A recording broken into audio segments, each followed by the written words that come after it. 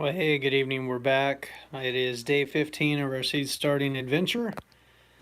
I've got the cold weather veggies outside, and tonight we are looking to start one of my Bountiful Harvest grow boxes. I had to make a little modification to it because I misplaced the plastic piping that came with it to water it. So I've got something in place, rigged up temporarily until I can get to the hardware store to get some PVC to slide down there. But let me show you what I got going on. First things first, I had to mix up some more seed starting mix. So basically started shoveling out some Pro Mix, some Phlegm Moss, probably 2/3 Pro Mix, a third Phlegm Moss, peat moss. Then I opened up the worm castings and put probably a gallon of worm castings in the mix. Then I had some azomite dust, rock dust. It's got all the minerals in it. It's kind of micronized. I put probably a cup of that in with the mix just for good measure. And then I put probably a cup of garden lime that I had in about a tablespoon or so of borax, just to put some trace minerals and stuff in the mix. And then I added about a gallon of water, mixed it all together, and then with what I had left over plus the new stuff, filled my Bountiful Harvest grow box. So there's about 6 inches of grow mix in this thing. Let's see if I can get one down. Oh, let's see here. I've got videos I made last year on these, and they worked out pretty good. But the idea is you got this big mix, you got this grate, and it kind of prevents a lot of the grow mix from going down into the bottom because the bottom is supposed to be a reservoir for water. There's an area there where there's like a 15-inch pipe, 12 to 15-inch pipe that comes out that you can start watering into that reservoir, and the idea is you pack down, kind of moisten soil clumps or grow mix clumps in there and then fill it about 6 inches deep. And as long as you keep it watered through capillary action, the whole thing stays watered and you don't have to water it very often.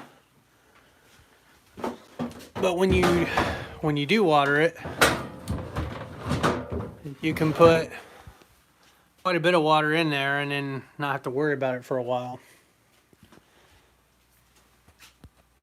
So anyway, that worked out pretty good last year. We got some decent lettuce, in the middle of winter.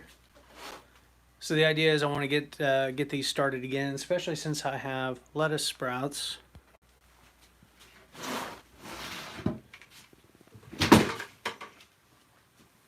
So all my lettuce is sprouted. I removed the cover last night. Watered it a little bit this morning before I left for work. Didn't take too much. It's still moist, but it's drying out. And as you can see, I got a lot of little starts, and each of those little starts could become a full head of butter crunch lettuce. I could grow it loose leaf. I could do butterheads. I want to try to do some butterheads. So what I did was, after I filled this up, I got my template. It's got all the pegs, 72 pegs on it. And it fits in here. I mashed it down, so I've got 72 plus 1, 2, 3, 4, 5, 6, 7, 8, 9, 10, 11, 12, 13, 14 more. So 86 possible spots where I could start the lettuce. And I probably will. I mean, that's, if I wanted them to reach like full potential big heads, I'd probably space them at least a couple inches apart. So maybe one row I would do every other and then alternate, so that basically I've kind of got a grid. And the net result is I'd end up with about 43 heads of lettuce if everything went like best case scenario. But I'm inclined to do 86 and just see how it does. You know, I think as long as I keep it hydrated and whatnot, if it shows any kind of deficiencies, I can use the Mint Ladder Mineral Mix, a weekly feed, to help supplement things. But just to take advantage of all the lettuce sprouts that I have there, I'm only going to do like part of this tray tonight because obviously I've got way more lettuce than what this grow box can handle. You know, if I do individual heads. Now that I'm thinking about it, the other thought that I have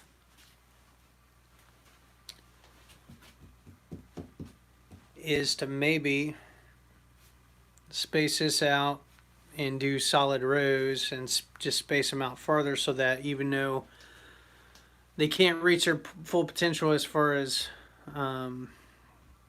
individually, like in all directions, they could still bush out. I mean, lettuce is a pretty forgiving, versatile crop. You can grow it a couple different ways. So, I mean, that's another way I could do it instead of fiddling around with each individual seed. I could just dig up the row. I've probably got enough in that tray. I can fill that full grow box, and instead of doing you know, individual plants in each of these holes, I could do rows and just space it out a little bit and maybe do every other one so they could branch out. I need to give that just a little bit of thought here before we dive in and do that. I don't know, what do y'all think out there? Oh, wait a minute, there's nobody watching right now. Well, hey, real quick. So in the interim, I've got this solo cup that's got like a 1/4-inch hole drilled in the bottom of it. This is going to be where I add the water, you know, to feed the reservoir. So I'll just dump in a bunch. It'll filter down, and again, it'll keep all of this moist.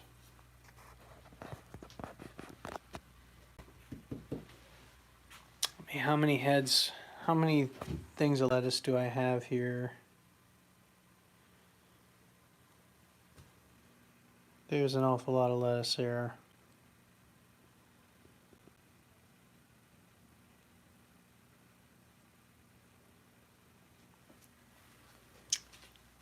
I think I could probably spread that out instead of doing the individual things. I think I'm just going to try to spread out those rows and fill up this whole box and situate it in such a way that none of this goes to waste.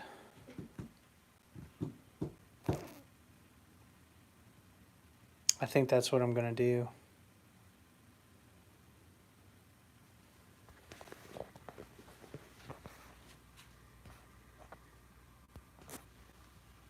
All right.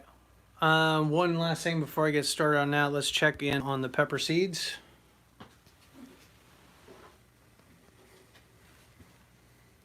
It's nice and warm.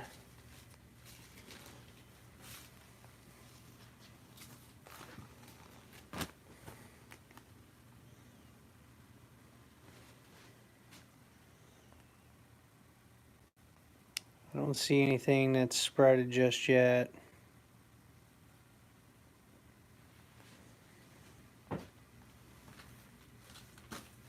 So we're just going to let those go for now.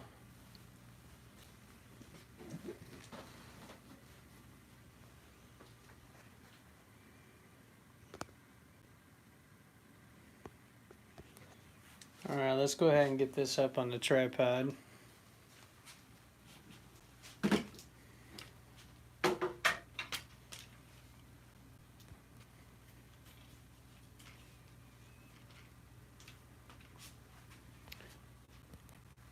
I think what I'll do is check back in maybe later on, or maybe this will be part of tomorrow's little check-in. But I'm going to work on getting this lettuce planted out. I'm going to water the box so everything's nice and saturated, and then we're going to let it kind of go under the grow lights, and then I'll eventually move this box out to the trailer with the rest of the seedlings. It's currently in the 40s, like 45 degrees out. It's a little chilly. Um, so consequently, I haven't had to water those trays hardly at all because with it being cooler, they're not taking up as much of the moisture, and they're just kind of chilling there in my little trailer. So, well, I guess that's it for now. Till next time, happy gardening. Bye.